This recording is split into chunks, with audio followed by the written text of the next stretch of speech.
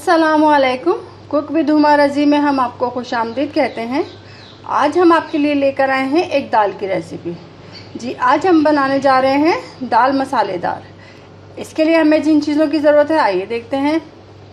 इसके लिए मैंने ली है 1 प्याली मैंने मसूर की दाल ली है। 3 इसमें मैंने लौंगे ली हैं। लौंगे डाल के हम इसको हल्का उबाल लेंगे। अच्छा, मसाले जाएंगे इसमें नमक मिर्च आपके टेस्ट के हिसाब से जाएगा। 1 टीस्पून जाएगा इसमें हल्दी और 1 टीस्पून जाएगा इसमें चिकन पाउडर।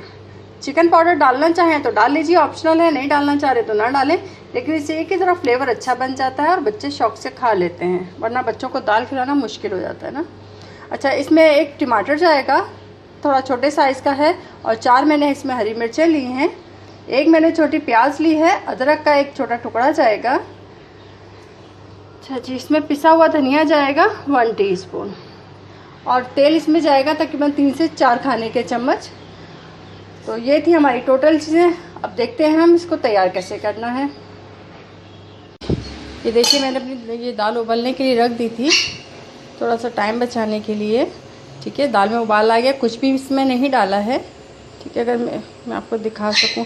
अच्छा, इसके ऊपर जो उबाल आने के बाद जो झाग आएगा, आप इस झाग को जितना निकाल सकते हैं आप उतना निकाल देंगे। ठीक है, कुछ मैंने निकाल दिया है और बाकी मैं आपके सामने निकाल देती हूँ। ये आई थिंक इनफ रहेगा। ठीक है, चलें जी, अब हम इसमें डालते हैं अपनी चीज़ें ज़रा। ठीक है, इसमें ज़्यादा चीज़ें इस बार नहीं डालेंगे। अब हम डालेंगे इसमें अपनी ये 3 जो लौंग हमने आपको बताई थी ये डालेंगे। बिस्मिल्लाह, लौंग गई, थोड़ी सी अदरक गई।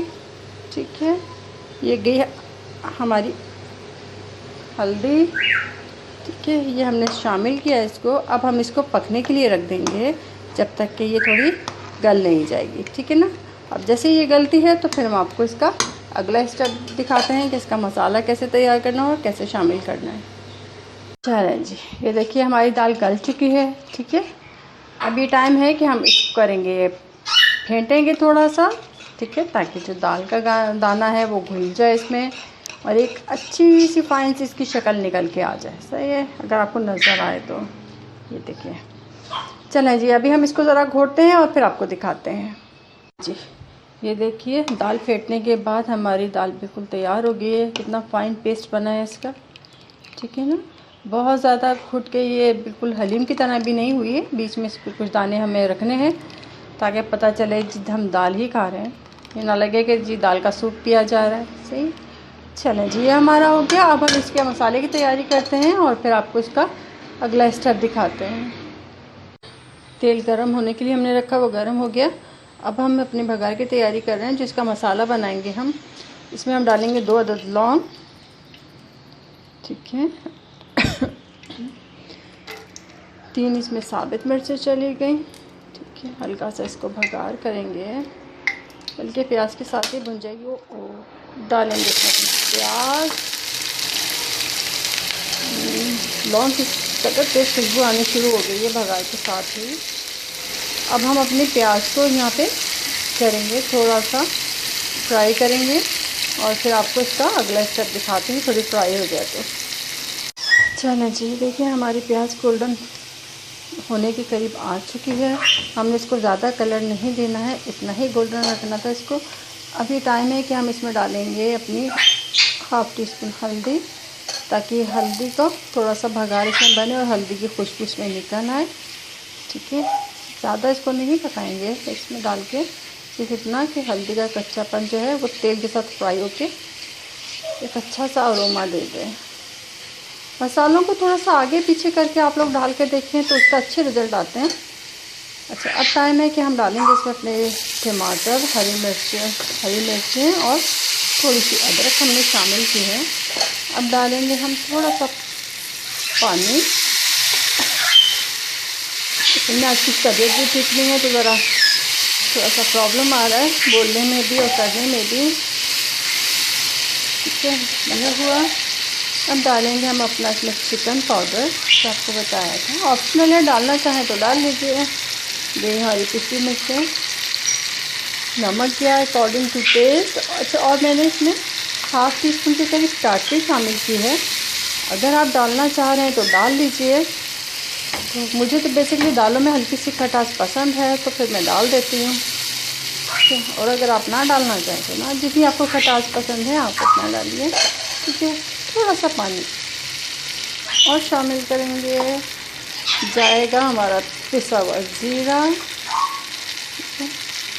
अब हम इसको इतनी देर और पकाएंगे कि ये हमारा मसाला जो है ये अच्छी तरह से भुन जाए।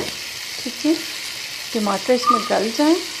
उसके बाद फिर आपको इसका अगला स्टेप दिखाते हैं।